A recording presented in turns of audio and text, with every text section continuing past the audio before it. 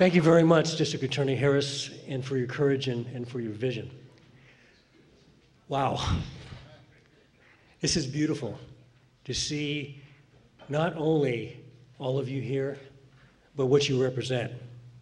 If you look across this room and you see the diversity of experience, of culture, of all the different things that you bring, it only reemphasizes the realization that, as Malcolm X said, self-determination is within our reach. And that's probably the biggest difference this year from last year. This is our second summit. In our first summit, we talked about the challenges, we talked about the problems. We pointed a lot of fingers. But we came to realize something, that if we are truly serious about making change, we are the ones that at least have to lead that movement. And that's why you are all here. And it begs the question, why are we here? Are we here to try to provide a service? Are we here to espouse our views? Are we here to condemn this group or that group for why things aren't happening? And when it really comes down to it, we are here to restore humanity to the criminal justice, or as we say, injustice system. That's why we're here. And that's the burden that each of us should feel as we sit here today.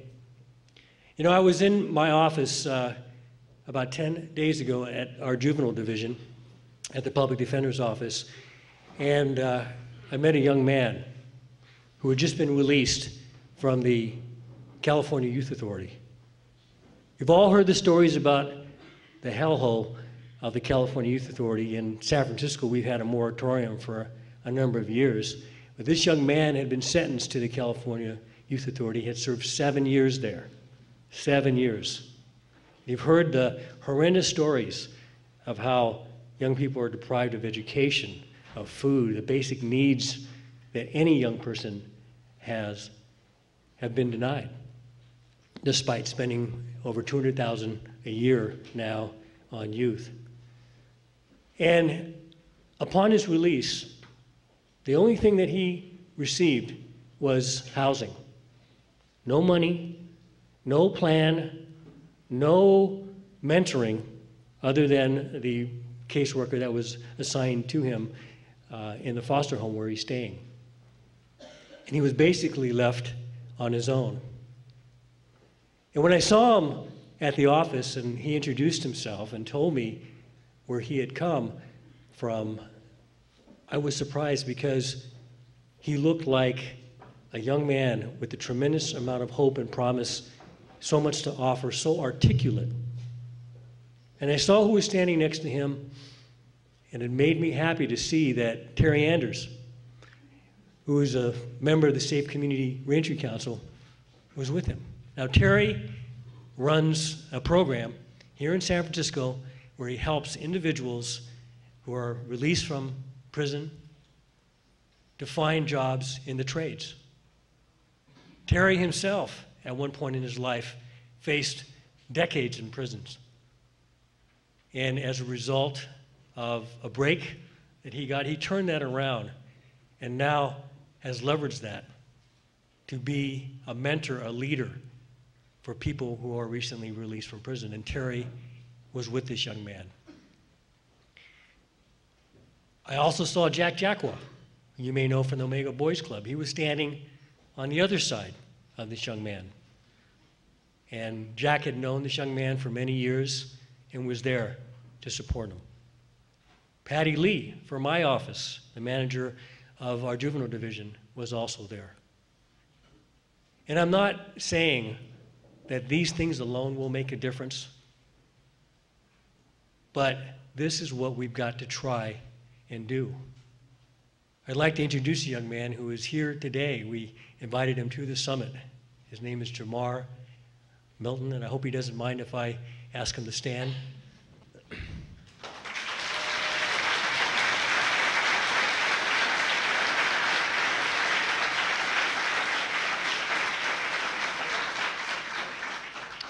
And I asked Jamar what the most important thing was for him in coming out. And he said, people to talk to. People telling me that they care about my future and what happens to me. That's the most important thing. It's true, he didn't even have money to get an identification. He didn't even have money to get a work permit. But these are things that can be done. I think the thing that's often overlooked is that we need to restore humanity and simply be a friend to a person who is reaching out for help and needs support. And going beyond that, the Safe Communities Reentry Council, along with the DA's Reentry Council, has set up for an ambitious year. We're going to be talking about what we've done this year, as well as what our hopes are for the future, and how we can continue to join together and work in a collaborative fashion, because the Safe Communities Reentry Council is a collaborative. You're going to hear about programs like the Sheriff's No Violence Alliance program, which was developed in collaboration with the Safe Communities Reentry Council, that provides education, employment, and housing, real services to people who are released from county jail and now from prisons.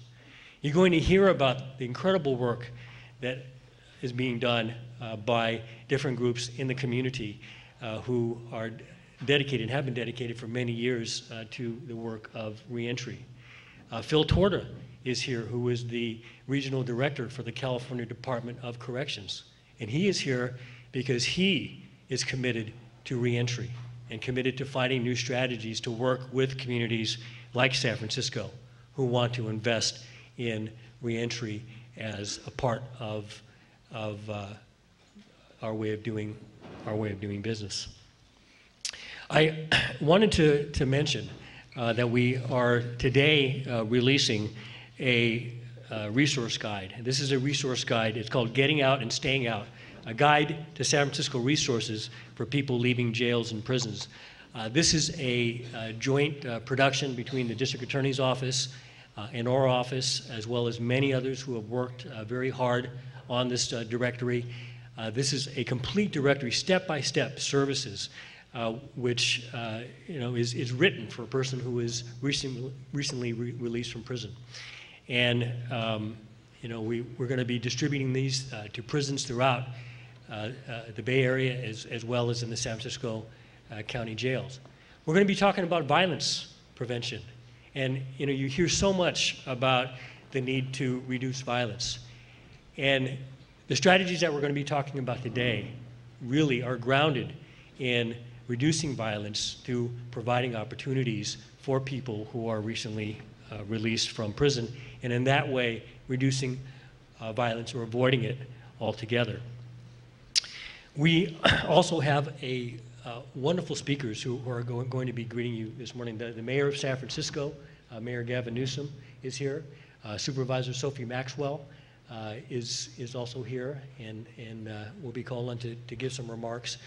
Our keynote speaker, Luis Rodriguez, is here. He came up and made time in his schedule all the way from Los Angeles. He is a revolutionary writer and somebody who has been engaged and involved in the work of reentry for years and years and years. And you may know him as an author, you may know him as an activist, you may know him as an artist, but he will be here today to talk about what strategies we can engage in together.